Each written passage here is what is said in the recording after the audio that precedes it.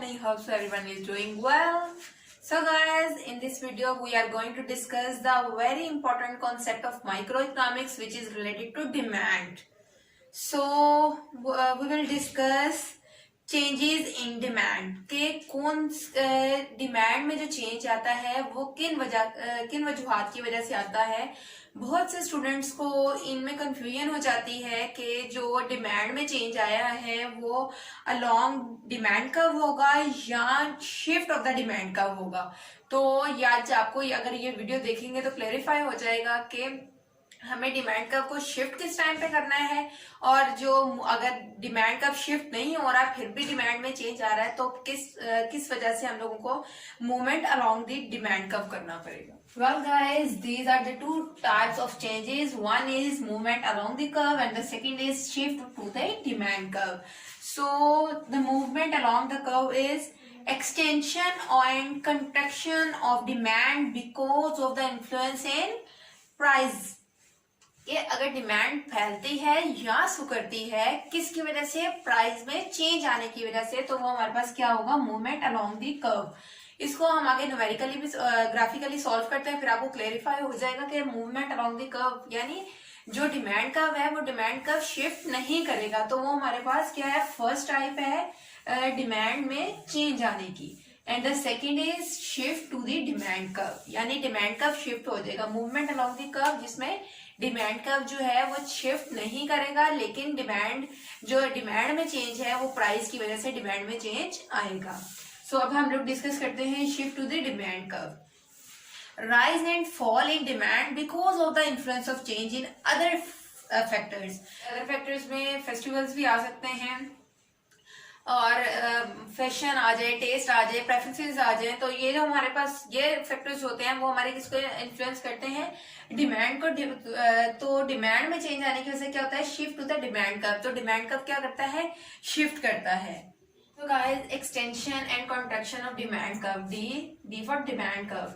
तो एक्सटेंशन और contraction demand curve को एक्सप्लेन करने से पहले हम लोग इसमें डिस्कस करेंगे लॉ ऑफ डिमांड को। तो लॉ ऑफ डिमांड को मैंने अपनी प्रीवियस वीडियोस में डिटेल से डिस्कस किया। अगर आप लोगों ने वो वीडियो नहीं देखी तो मैं उसका जो लिंक है वो डिस्क्रिप्शन बॉक्स में मेंशन कर दूंगी। So guys, according to the law of demand, when the price of a commodity decreases, when the price of the commodity decreases, it's demand increases. It is called extension of demand.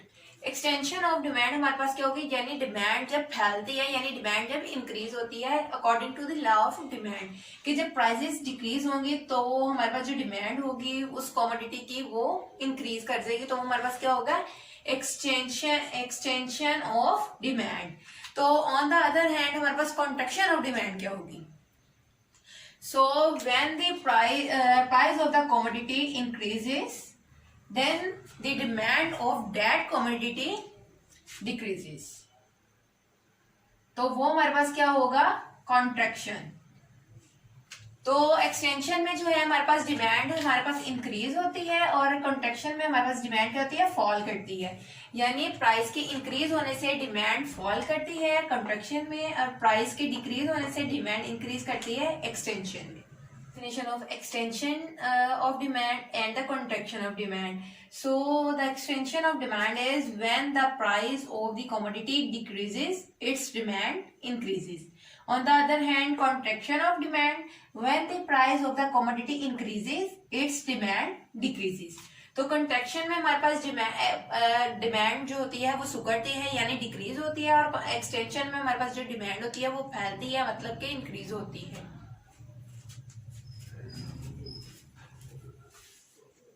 So guys, we are going to discuss graphical representation of extension and contraction of demand curve. If we study this table from up to down, we find that the price went on falling from 8 rupees to 6 rupees per kg, then 6 rupees to 4 rupees per kg. Whereas the demand increased from 4 kgs to 6 kgs and then 6 kgs to 8 kgs.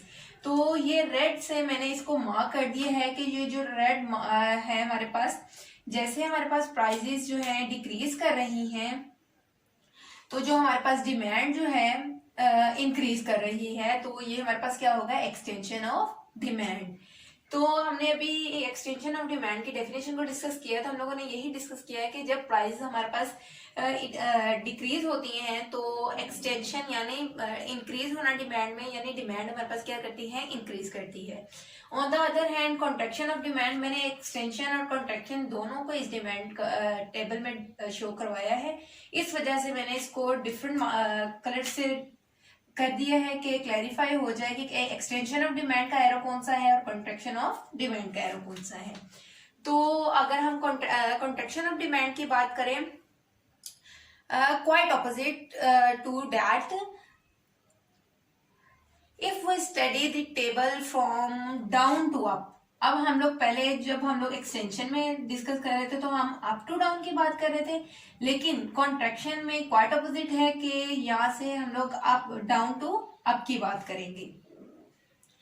We find the price went on increasing from 4 rupees to 6 rupees, 6 rupees to 8 rupees.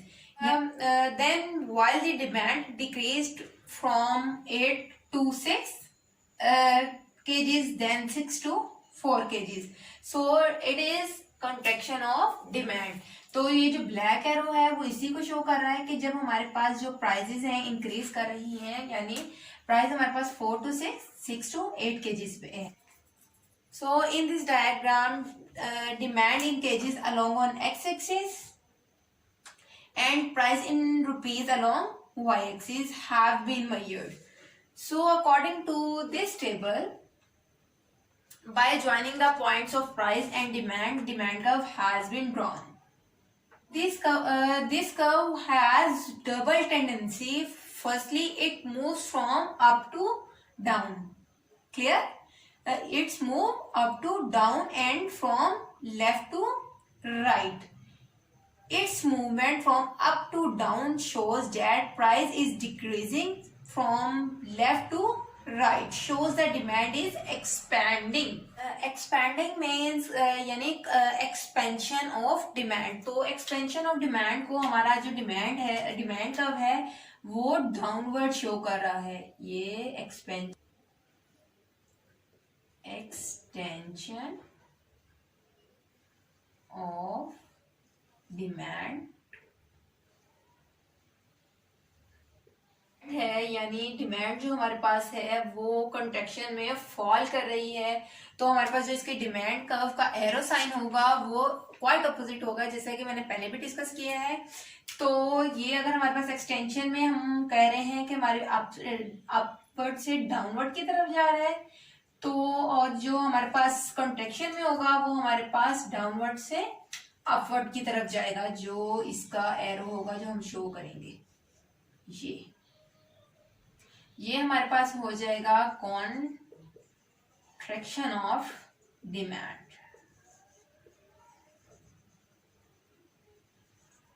या कह रहे हैं कि extension of demand में हमारे पास क्या होगा, जो हमारे पास डिमांड होगी वो मूव करेगी फ्रॉम अपवर्ड टू डाउनवर्ड, तो जो कंट्रैक्शन में होगा उसमें हमारे पास डिमांड करेगी डाउनवर्ड टू अपवर्ड। तो ये हमारे पास ग्राफिकली रिप्रेजेंटेशन है extension and contraction of demand का।